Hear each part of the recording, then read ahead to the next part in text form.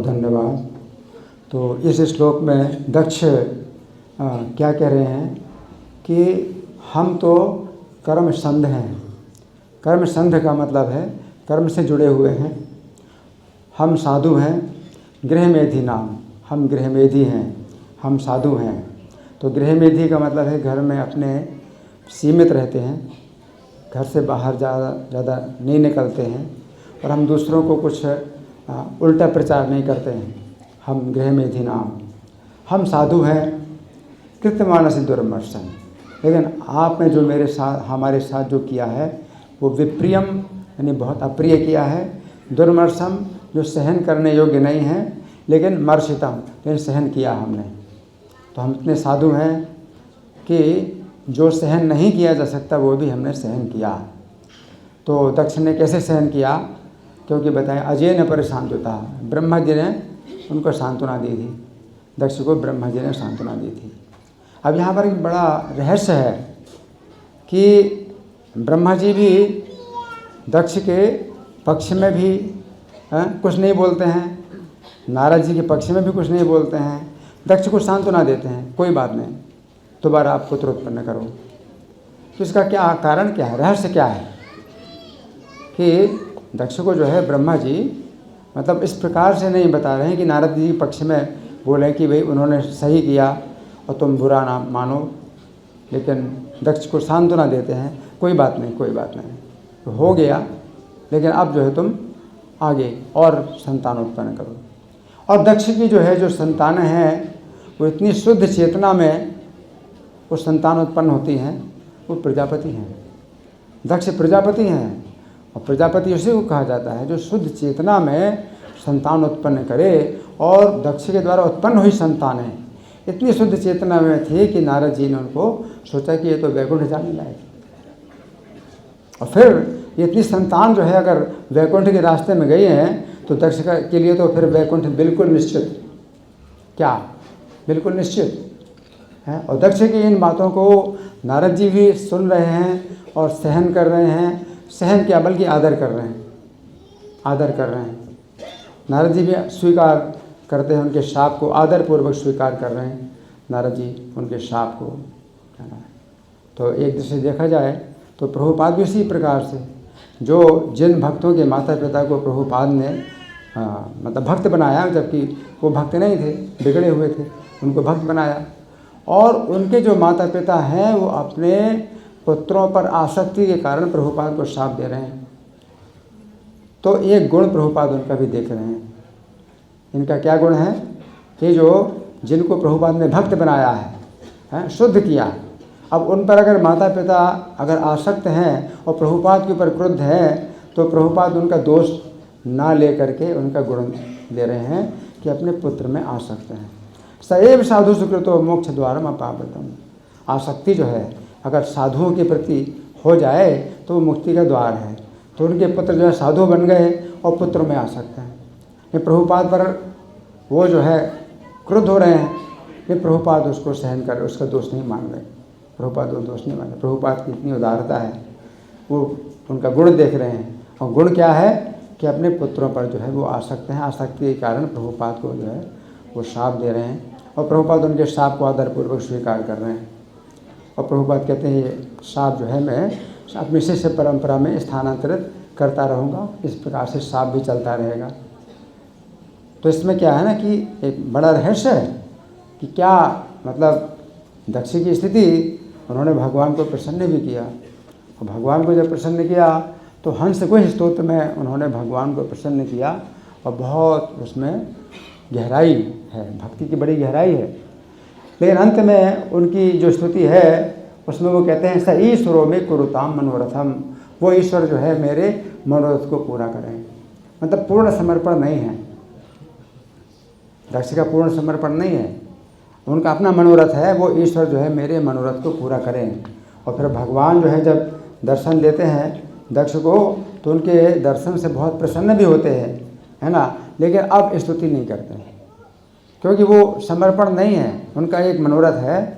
तो वो वह प्रजापति का पद लेना चाहते हैं, प्रजापति बनना चाहते हैं। तो दक्ष इस दृष्टि से बहुत सुरक्षित हैं लेकिन तो भी वो पूर्ण समर्पण नहीं है उनका, उनमें उनकी कर्मों में आसक्ति है।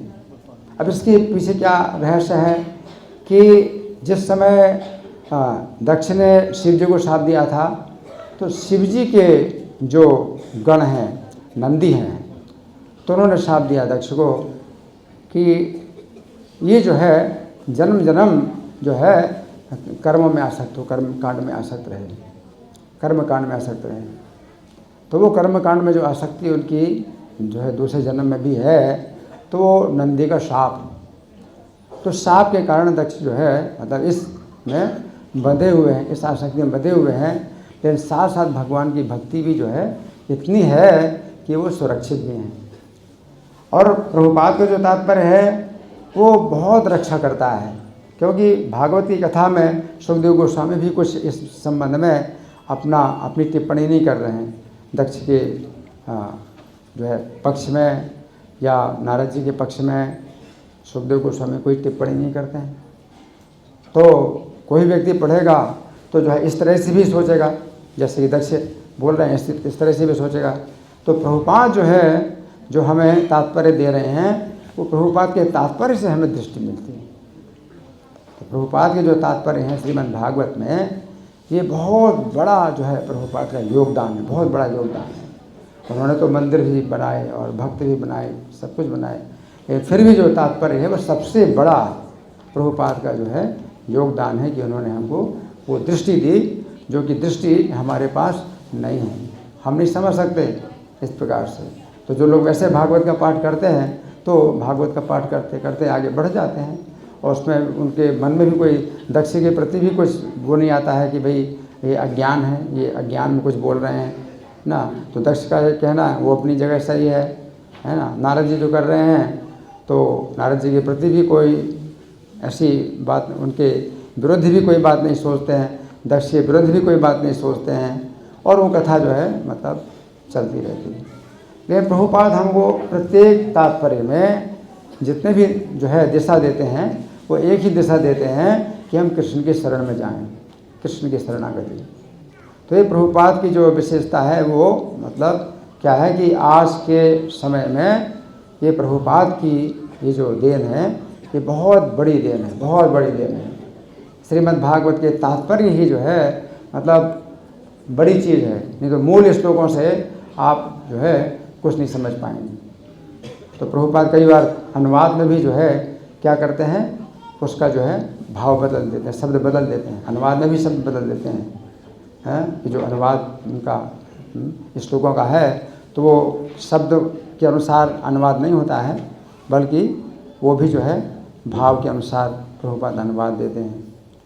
तो इस संबंध में क्या है, कोई अगर प्रभुपाद के बारे में अगर शिकायत करे कि इन्होंने जो है श्लोकों के अनुसार अनुवाद नहीं लिखा, शब्द के अनुसार अनुवाद नहीं लिखा, कुछ जो है अपनी ओर से बदला है ना, तो कोई व्यक्ति अगर इस प्रकार से प्रभुपाद के बारे में अगर शिकायत करे तो प्रभुपाद उसको भी सहन करते थे, प्रभुपाद उसको भी सहन करते थे। लेकिन प्रभुपाद ने क्या कहा कि मुझे कृष्ण ने जो बोला वो मैंने लिखा, कृष्ण ने मुझे व्यक्तिगत रूप से जो है शब्द बोले और मैंने वो लिखे, कृष्ण हैज़ पर्सनली डिक्टेटेड मी। तो इस तरह से प्रभुपाद ने ये कार्य किया। चैतन्य महाप्रभु का आंदोलन, चैतन्य महाप्रभु का आंदोलन जो है फैलना चाहिए। तो चैतन्य महाप्रभु की शिक्षाओं के अनुसार, चैतन्य महाप्रभु की इच्छा के अनुसार प्रभुपाद ने ये जो तात्पर्य दिए हैं, इससे जो है ये चैतन्य महाप्रभु का आंदोलन जो है बढ़ेगा आगे। तो इसलिए ये जो कार्य है, ये प्रभुपाद ने जो किया वो न भूतो न भविष्यति, न पहले किसी ने किया और न आगे कोई कर सकता है। तो ये जो है प्रभुपाद का एक बहुत बड़ा जो है योगदान है, जो उन्होंने हमें श्रीमद् भागवत के तात्पर्य दिए। हरे कृष्ण। वो प्रश्न है?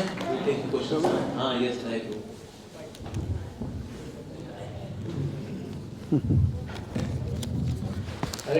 Thank you so much.